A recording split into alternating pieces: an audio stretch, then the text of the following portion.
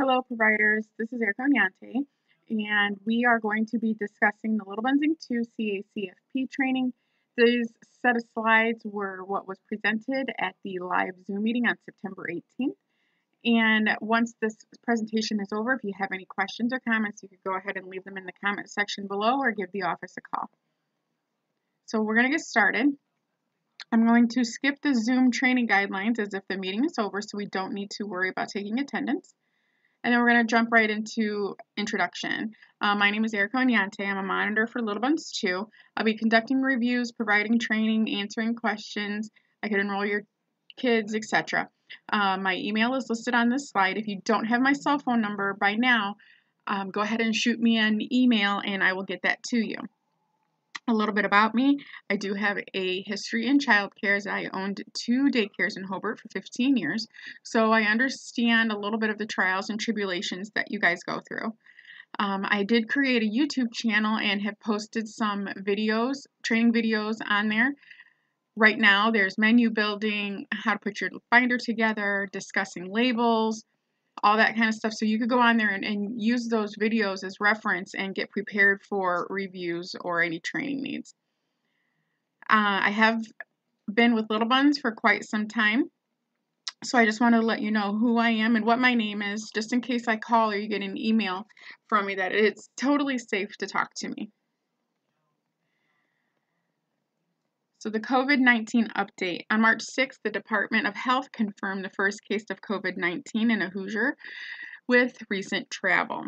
On March 16th, the first death in Indiana due to COVID-19. On May 18th, Indiana confirmed its first case of multi-system inflammatory syndrome in children. As of this week, there have been approximately 3,200 deaths from COVID-19 reported in the state of Indiana. USDA allowance to complete reviews and training remotely will continue through 2021, meaning that we will be doing all of our reviews virtually. A lot of you have already received a virtual review, and we appreciate your patience and cooperation with them. So a little bit of the agenda for today, we're going to be talking about parent audits, required training and requirements, our binders, some documentation, food issues. We are going to be talking about child nutrition labels again quickly, then infants, and then kid care. So parent audits. The parent audit process is a Little Bunz 2 employee will call each parent on the provider's enrollment roster on the telephone number provided on the enrollment form. We will read a CACFP scripted message in order to provide information about the CACFP and why the sponsor is calling. If it does go to voicemail, we'll leave a message and request a return phone call. In some instances, if the voicemail is full, Little Bunz 2 will text the parent phone number listed.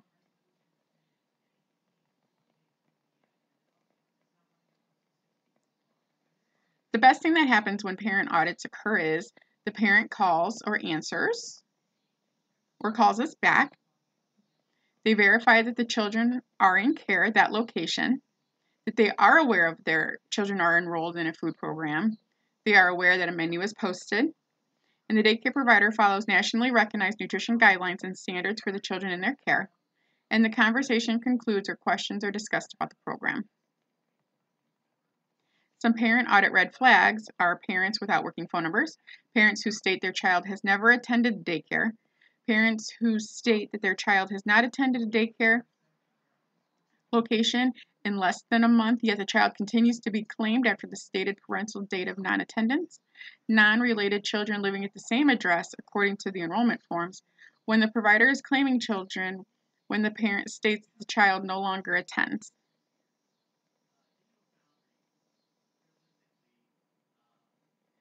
Parent audit problems and solutions. If the Little Bunz 2 staff is not able to reach parents due to high percentage to non-working phone numbers, the provider will be asked to obtain new parental phone numbers, enter them in kid care, and inform us that the new numbers have been provided. If a parent states that the child has not been in care at the location and the child continues to be claimed or has been claimed since the parent states the child is no longer at the location, Little Bunz 2 is required to investigate the situation. If the providers are claiming children that are no longer in their care, it is fraud. Seriously deficient process will be initiated. Provider will be required to either complete serious deficient requirements as directed by Little Buns and the state of Indiana, or be terminated from the CACF program for up to 7 years. So it's very important, especially this time of year, since renewal process is happening right now, to make sure that you have updated phone numbers on record for all of your parents. And you can also tell them that parent audits happen. So if we do call, that the parents understand why we're calling. So there are 6 required trainings. These trainings count towards past equality hours. These need to be completed annually.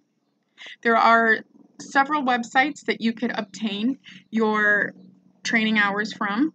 You can go to the ones listed on this slide. There is also another one called innutritiontraining.com, and we will put that in the comments below. And you need to complete all the required trainings with the name and address of your child care facility and submit all training quizzes to Little Buns.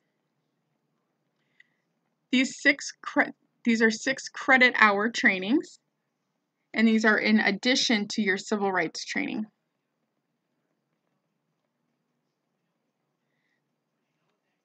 Okay, I'm not going to discuss in detail on where and how to submit your trainings. You could go ahead and read it off of this slide.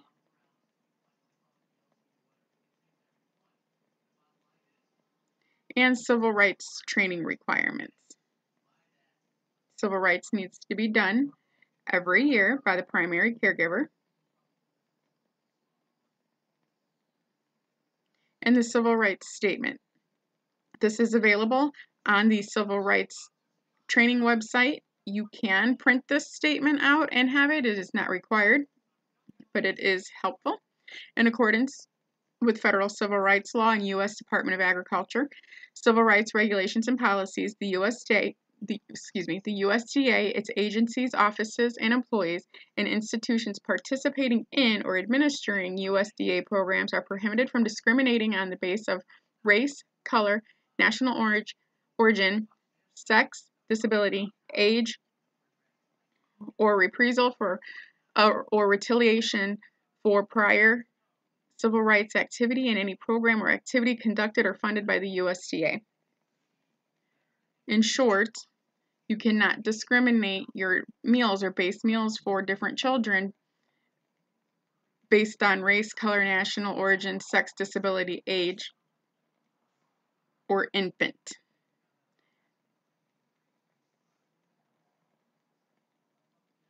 Both of these flyers are available. Again, they do not need to be posted, but you do need to be aware of them and how to file a civil rights complaint if there is one made against your facility.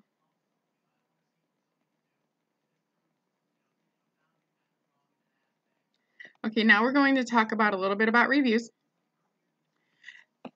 The reviews are all virtually this year, as we are not going to be going in and out of homes. We will be doing the review just as if we were there. We're going to be looking for the same information as even if we were there.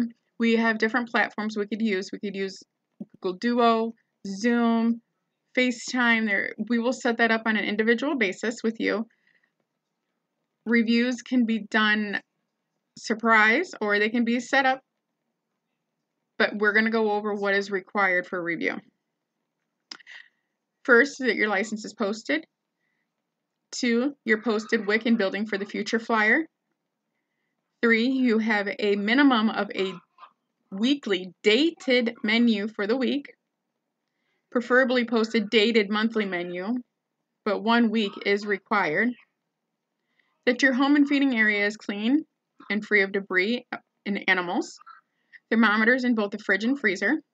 The appropriate type of milk based on the age of the children in your care. Your enrollment forms are available for review. Head count of the names of the children. Documentation of the children present for the meals and snacks. Kid care or paper meal participation records are acceptable. However, they need to be documented. And then you need to show proof of your binder and required product documentation for the meals served. And we also must observe the children washing their hands and cleaning of eating surface. Due to the remote review setting, it is impossible for the reviewer to physically view the location and the necessary documentation. So the expectations for the review is that the provider available for review whenever children are present. Provider uses video meeting to participate in the review. Provider shows all necessary documents and posting to review. I also can sometimes request a picture sent to me of specific items for me to review a little bit closer. I'm always going to ask to see the license posted on the wall, your posted menu, and all the required documentation for the meal. What is expected at the time of a monitor review? If a child care is open, regardless if the contract holder or primary caregiver is present, the reviewer should not be turned away. Meaning, if I call and the contract signer is not available, we still continue with the review. There's been plenty of times where staff does not want to do the review for one reason or another. They don't feel comfortable, but they do need to know that when we do call for a review needs to take place regardless if the contract holder or the license holder is there. This applies for not only little buns, but it also is for state reviewers as well. The specific provider or license holder is not required to be present during the review.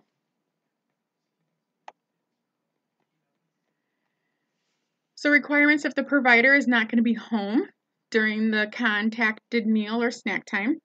If you are not going to be home during any contracted time, it's your responsibility to notify us.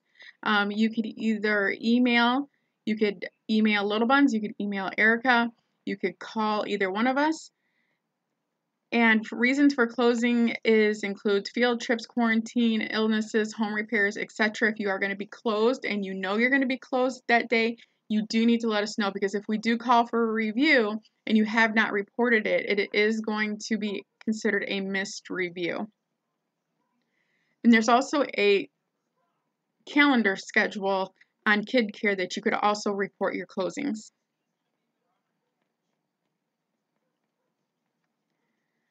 So there are some USDA CACFP review modifications. So reviews are being conducted remotely, either FaceTime, Google Chat, or Zoom. They can be announced or unannounced. It's important that Little Buns 2 is made aware of any changes in contact information. So if you have recently changed an email or a phone number, you do need to let us know so we know how to get a hold of you correctly. The missed review policy is identical to the face-to-face review policy. So if a review is missed, another review will be attempted. If a second review is missed, then corrective action will take place and the provider will be unable to claim until the corrective action is completed. So it's really important not to miss those reviews. So what happens during a virtual review? Meal participation forms, attendance records, the type of milk, everything that we would do typically in a face-to-face review is what we're going to be reviewing to a virtual review.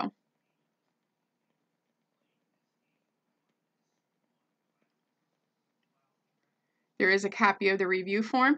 Once the review is complete, I will email you a copy of the review form that we just completed. You will need to reply back to that email that you did receive it, and that will count as your electronic signature on that review.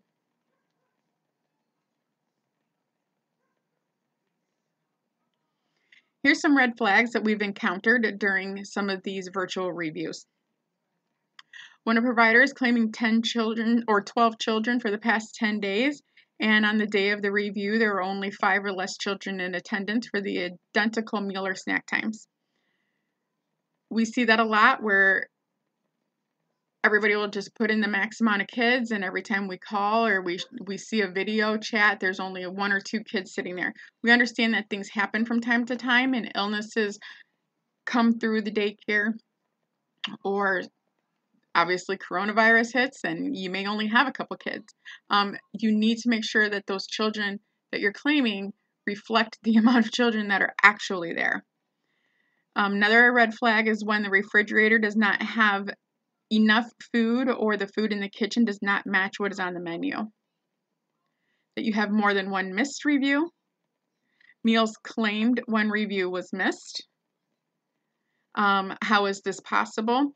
Daycare may be closed or didn't report being closed, so a review was missed, and at the end of the month we'll notice that a claim was put in that meals were served that day. Because we couldn't see it, we can't count it. Another red flag is when providers have non-working telephone numbers or when voicemail is full. For one, this is a major safety issue. Your parents can't get a hold of you if something arises or a case of an emergency, or if we need to get a hold of you for one reason or another and we can't get a hold of you, we don't want your claim to be affected by that. So you need to make sure that we have a working telephone number for you. And then when the data from the review does not match the claim. When the review occurs, the reviewer documents the previous 5 days worth of meal and snacks. Those records should match what we have at the time of the review. If the information does not match, there is an issue. Sometimes it could be a simple clerical error, but if the children were being served hot dogs and French fries the day of the review, and in the review section it says that there's chicken nuggets, corn, and something else, totally different meal, either they're not following what was on the menu into kid care, or they're just adding things however they want, or if the staff is putting things in incorrectly. So we have to make sure that that matches. If it doesn't match, the meal will not be credible.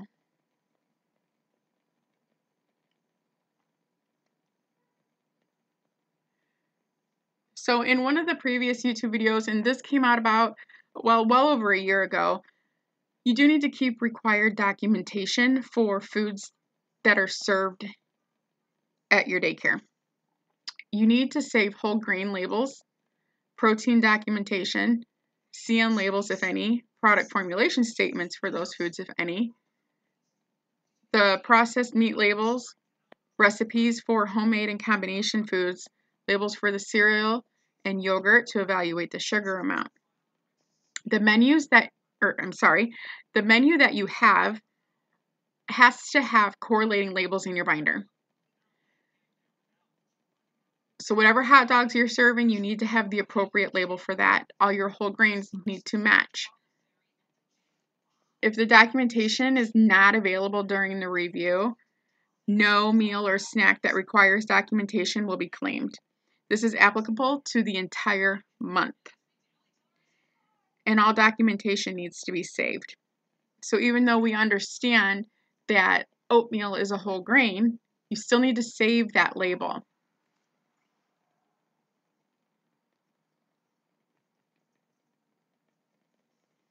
The binders are mandatory, and if you do go back and reference one of the YouTube videos, there is a simple video on how to put a binder together. So every provider must have a binder in which they keep their required documentation. The best way to prepare the binder is to include the menu in the binder. Have different sections of the binder for the required documentation, such as your whole grains and your proteins. And if the reviewer comes to complete the review and the binder is not available, it makes it very difficult to complete the review because we have to pull information from all over the daycare, and sometimes the staff doesn't know where the kids' enrollment forms are, or the meal participation records aren't caught up, so we always have to go and backtrack. Having this binder will help you keep organized. So the bottom line is ask for help, and if you have your binder. And the meals will be disallowed when documentation is unavailable.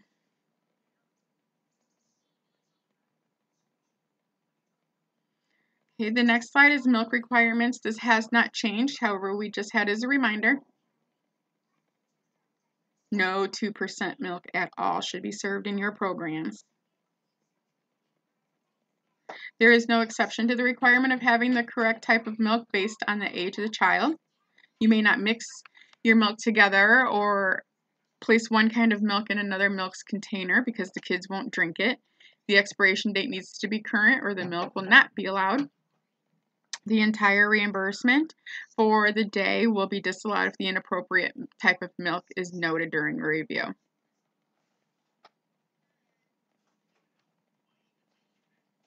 Milk substitutions due to medical concern versus non-medical substitutions.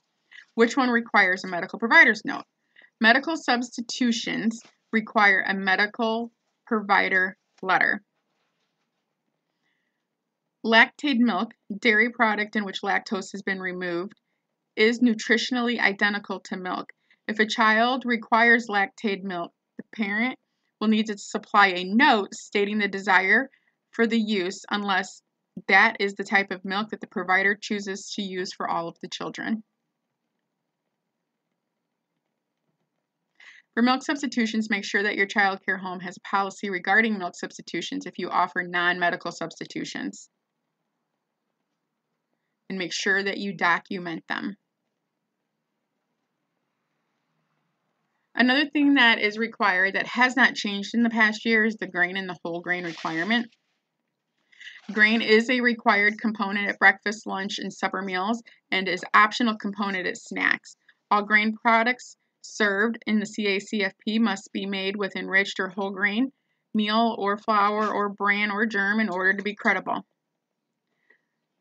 Under the updated meal patterns, at least one serving of grains per day must be whole grain rich.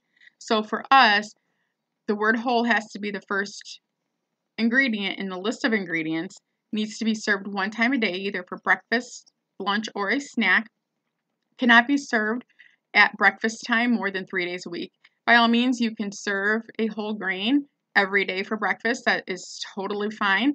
However, you do need to serve at least a whole grain at lunch or snack 2 other times throughout the week.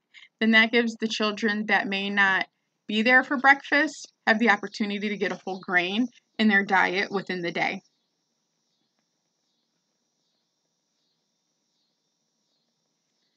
The next slide is the Indiana WIC approved whole grains. There are hundreds and hundreds of whole grain products out there. However, there are hundreds and hundreds of brands that advertise that it is a whole grain or whole wheat product, and it's not. It's definitely a marketing ploy, so make sure that you read those ingredient labels. The word whole needs to be the very first ingredient. When you post your menu, you must denote the whole grain items. Whether you highlight it, circle it, if you build your menu off of Kid Care, make sure you slide that little whole grain slider on your menu to denote that it is a whole grain item. Please do not select that whole grain slider for every grain you serve if it is not a whole grain.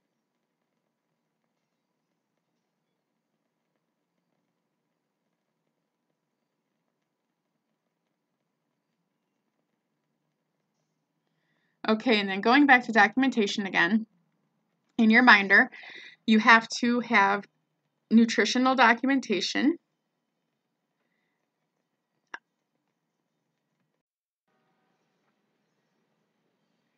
food that requires labels are foods that meet the whole grain requirement, yogurt and cereal, any processed meat food, or any combination food. The combination foods are standardized recipes unless a CN label or product formulation statement from the company is provided. Combination foods. Combination foods consist of food items that contain more than one food group, such as lasagna, soups, and stews and casseroles. In order for them to be credible under the CACFP, the serving size of each food group that is claimed for the combination food must be identified. Those are listed on standardized recipes. Very few numbers of ways to ensure that each component meets the required size. So standardized recipes are key because it breaks all that down for you. Examples of combination foods. Now these are homemade foods. So ravioli, corn dogs, pot pies, those are if they are homemade.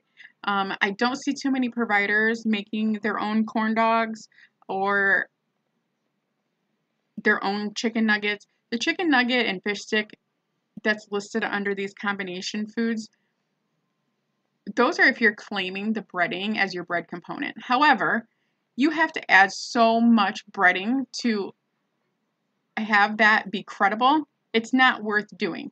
So if you serve chicken nuggets and fish sticks, you have to make sure that you have the documentation for the meat component.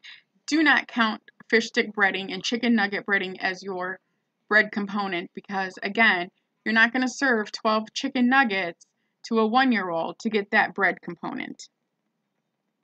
However, if you're making lasagna, pizza, any sort of soups or casseroles, then yes, you need a combination standardized recipe. And we will put the link for standardized recipes in the comment section below. Child nutrition labels. So a CN label is a product label containing a statement that clearly identifies the servings needed to fulfill the meal pattern requirement. A lot of CN labels are only going to be found at big box stores such as Sam's Club, Costco, and GFS. And not every product has a CN label, nor does the CN label guarantee nutrition in that product. We dive into CN labels a little bit more clearly on the YouTube video for the binder.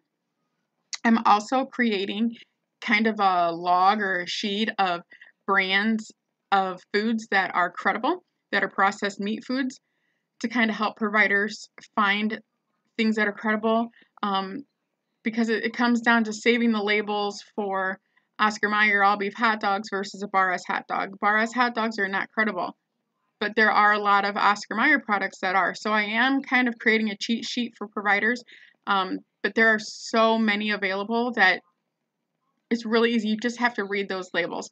So not every product that you put on your menu that's a processed meat food has to have a CN label. CN label is kind of a bonus if you come across one. And again, the CN label does not guarantee the health of a product. It does mean that, well, having said that, means that the label should not be used as a standard to indicate that the food meet any minimum of standard of sodium, fat content, or the presence of processed foods. CN labels just ensure that there's enough protein that meet the CACFP standards. And the next slide just kind of shows what a CN label looks like. If you do have a product that has a CN label, make sure that you save not only the CN label, but we need the ingredient label and the product itself, the product description. If you just save that little label, we're not going to know exactly what that is. Another thing of documentation is product formulation statements. These are product formulation statements are gathered from the company. You could email the company themselves and it breaks down the nutritional value of that product. Sometimes these are few and far between, but if you are stuck on a product that you have to have on your menu and you cannot find the appropriate nutrition documentation, you can request for a product formulation statement. Processed meat we've gone over tons and tons of times. And again, there is a YouTube video kind of breaking down the processed meat. Processed meat is like hot dogs, chicken nuggets, fish sticks, Salisbury steak, meatball, ready-to-eat foods. Those foods cannot contain binders or fillers. Some of those fillers and binders include soy flour, vegetable flour, dried milk, soy protein, corn syrup. Those cannot be in the main list of ingredients on any ready-to-eat meat. You don't need to save labels for any fresh foods like chicken legs, ground beef, nothing like that. So what we need when you're saving your label is we need what the product is, the front of the product label, and we need the ingredient label. So that ingredient label is going to show exactly what's in that main list of ingredients.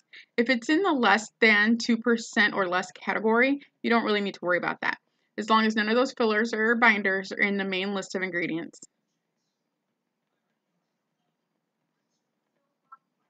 And please, please call me if you have any questions regarding this, and I have no problem breaking it down for you over the phone.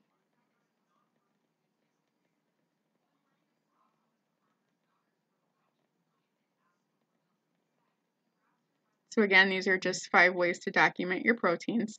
Anything fresh does not need to have any sort of documentation. So you either have to have a child nutrition label, a product formulation statement, you need to have the package label, or you have to denote if it is homemade. If it's homemade, then you need a standardized recipe.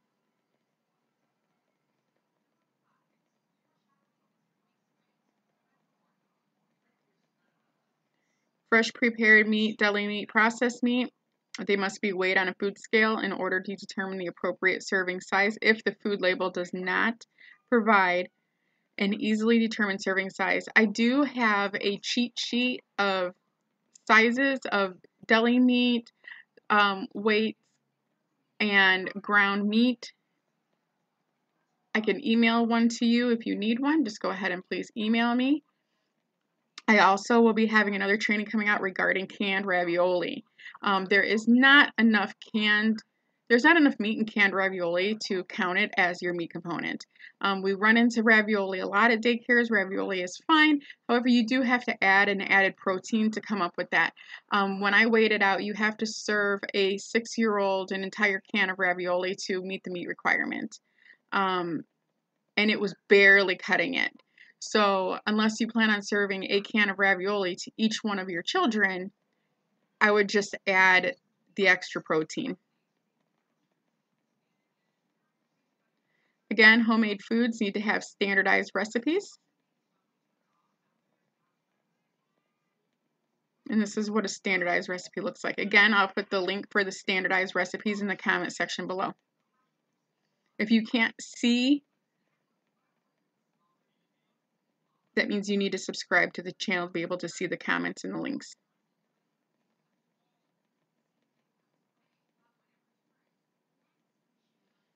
And then this is just another little slide about the homemade food and combination food. The best practice is the dish includes no more than 2 meal pattern requirements. Serve different types of foods separately. Then that way you don't even need a standardized recipe. Or just don't put any combination foods on your menu. Cereal and yogurt sugar limit. We've talked about this before in the past, but you do need to save your labels for cereal and yogurt. Sometimes you'll have to do double duty on your cereal. So if you serve Cheerios, not only are you going to need to save your Cheerios label for your whole grain section, but you may just want to make an extra copy of that and put it in your cereal and yogurt limit.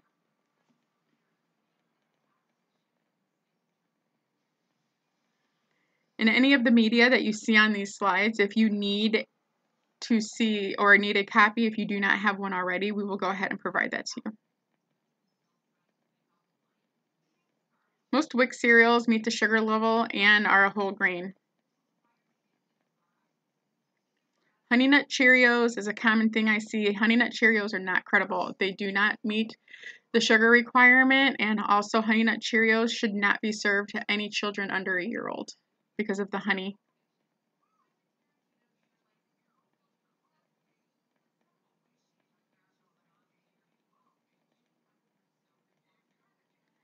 The sugar limits for yogurt is 23 grams of sugar per 6 ounces. The most that you need to stay away from is the yogurts with the jelly at the bottom or with the cookie or M&M mix-ins. Most everything else kind of meets the sugar level. But it's really important to read those labels. And once you find a brand that meets the sugar levels that you're comfortable with, just continue to buy that brand. Okay, so infants. This is going back to a civil rights thing. All infants in your care must be enrolled in the CACFP program. It is a civil rights violation to not enroll your infants in the CACFP when you are a CACFP provider. This is discrimination on age. Some infant red flags is when we arrive for the review and there are infants present but none are enrolled. When infants who are eating food are not seated in a high chair. They have to be sitting in a high chair. We've gone to reviews before where the children are just sitting on the floor, just crawling around, or in a pack and play. They need to be seated in a high chair.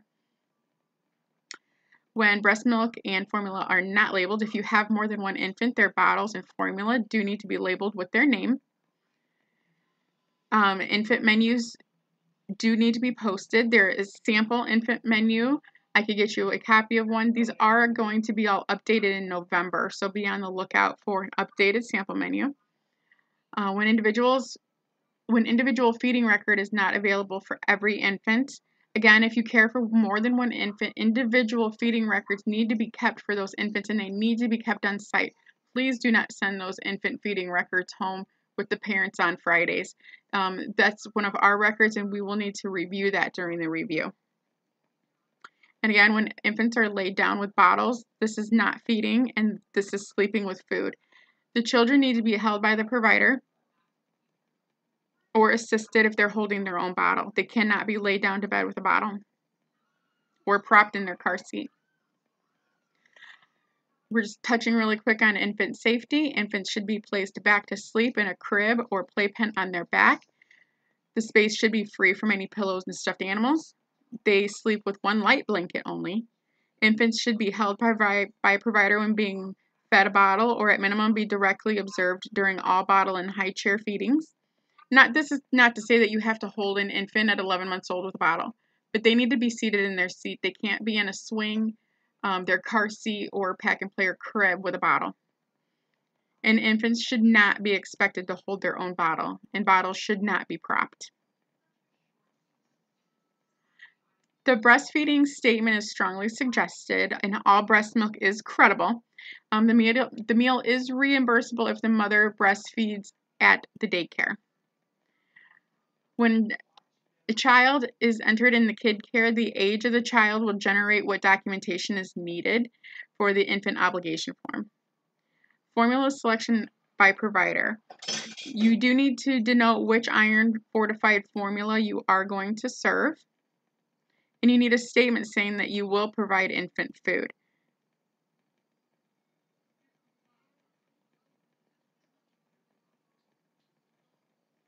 So feeding infants, breast milk and formula first at all meals and snacks. Breastfed infant may take less feeding volume but eat more often as compared to solely formula-fed infants. No grain component at meals, including breakfast. Bread may be served during snack when developmentally appropriate. No combination foods, home prepared or from a jar. So combination foods in a jar is turkey noodle dinner with mixed vegetables. They need to be individual meat, individual fruit, individual vegetable. If an infant is observed eating fruit or veggie during a meal, then they should also be offered something other than formula or breast milk at snack. And we touched on developmental readiness. It's beneficial to have documentation from the parent when the infant is ready to begin trying solid foods. You do need to work with the parents on this process. When do babies need to try solid foods? As they grow, they need the calories and nutrients that they get from solid foods.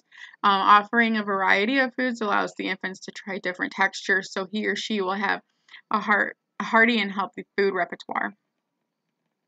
In order to determine if an infant is ready to begin trying solid foods, it's first necessary to determine if the infant exhibits readiness cues.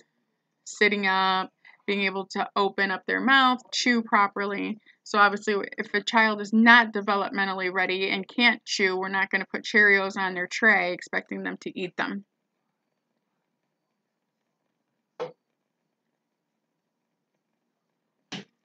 And the infant meal pattern. This is another thing that is also on your Monitor Quick Reference Guide.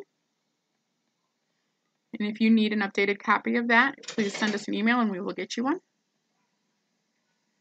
And then infant feeding guides.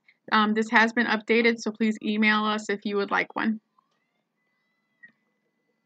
So that is going to conclude the training that we discussed. I know I kind of brushed through a lot of this. A lot of this you guys already know, but we have to touch again because there's some problems that we're seeing that is reoccurring from time to time. The biggest thing is getting your labels and documentation and binder together. I can't stress it enough that your meals will not be allowed during these reviews if you do not have the proper documentation.